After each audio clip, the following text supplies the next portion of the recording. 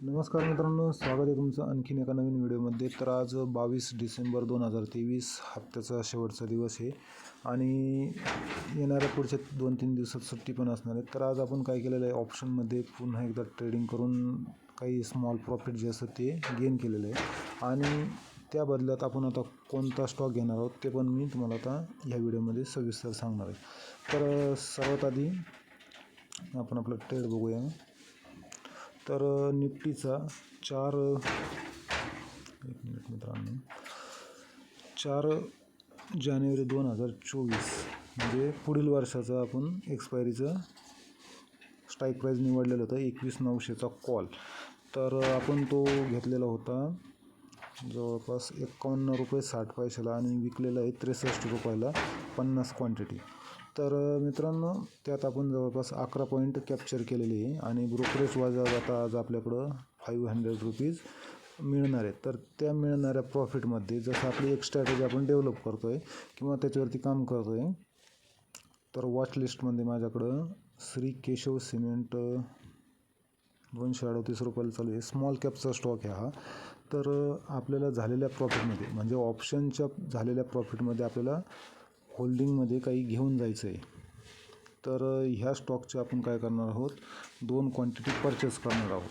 तर अमाऊंट किती येते इथं, रिक्वायर अमाऊंट 476 रुपये. म्हणजे झालेल्या प्रॉफिटमध्ये आपल्याला 2 क्वांटिटी ओके. इकडं काय आलेलं आहे, सिक्युरिटी अंडर सर्व्हिलन्स, ठीक आहे, काही अडचण नाही आहे. कारण स्मॉल कॅपचा स्टॉक असल्यामुळे त्यात रिस्क असते आणि एकदम छोटी कंपनी आहे, म्हणजे मायक्रो कॅपच्या कॅटेगरीतली ही कंपनी आहे श्री केशव सिमेंट. तर त्याच्या आपण 2 क्वांटिटीज इकडे परचेस केलेल्या आहेत. तर सकाळी एंट्री झालेली होती 9:56ला आणि एक्झिट आपण केलेलं होतं ऑप्शनच्या ट्रेडमध्ये 10:31ला. जवळपास अर्ध्या तासाचा ट्रेड होता आणि चांगल्यापैकी आपण त्यात 11 पॉईंट कॅप्चर केले आणि एक दिवसाचं ट्रेडिंग सेशन क्लोज केलेलं होतं. पण दुपारपर्यंत वेट असे पाहत होतो मी की जर सेकंड ऑपॉर्च्युनिटी जर चांगल्या पद्धतीनं जर झाली तर आपण अजून कॅप्चर करू शकतो. पण आज असं काही कन्व्हेन्शन भेटत नव्हतं की कालपासून स्लो अँड स्टडी मार्केट हे वर जात होतं. आता हा निफ्टी 50चा चार्ट आहे 5 मिनिट्सचा. तर स्लो अँड स्टडीवर जात होतं. रिव्हर्सल केव्हा येऊ शकतो त्याचं सांगता येत नव्हतं, कारण मागील जर प्रेशर बघता म्हणजे हा जो डाऊनफॉल आलेला होता तो प्राईज ॲक्शन म्हणून मार्केट खालीसुद्धा येऊ शकत होतं. पण आपण ह्या ठिकाणी ब्रेकआउट ज्यावेळेस झाला, म्हणजे आता चार्ट थोडा झूम करून दाखवतो. तर हा ब्रेकआउट जेव्हा झाला 9:56ला आपली एंट्री कुठं झालेली असेल तर आपण ते पण बघूया. ही सेकंड कॅन्डल जी आहे ब्रेकआउट झाल्यानंतर सेकंड हॉल्टिंग कॅन्डल ज्यावेळेस आली तर तिचं लोचा स्टॉप लॉस लावून आपण त्या स्ट्राईक प्राईजवरती काम केलं. फक्त करंट एक्सपायरी न घेताना आपण काय केलं, 4 जानेवारी 2024 म्हणजे पुढच्या वर्षाची एक्सपायरी असल्यामुळं ते लक्षात राहत नाही. तर 4 जानेवारी 2024 आपण स्ट्राईक प्राईज वर 21,900चा जो कॉल होता त्यामध्ये एंटर करून आपण 10 पॉईंट कॅप्चर केले. तर आपल्याला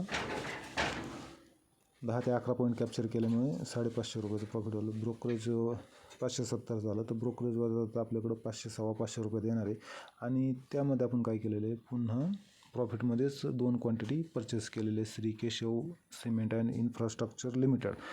ऑलरेडी माझं ॲनालिसिस झालेलं असल्यामुळे मी रँडमली क्वांटिटी उचलण्याचं काम करत असतो. कारण ज्यावेळेस माझं ऑप्शनचं काम संपतं त्यावेळेस मी काही स्टॉकवरती रिसर्च करत असतो आणि रिसर्च केल्यानंतर ठरवत असतो की ही कंपनी आपल्याला केव्हा घ्यायची आहे.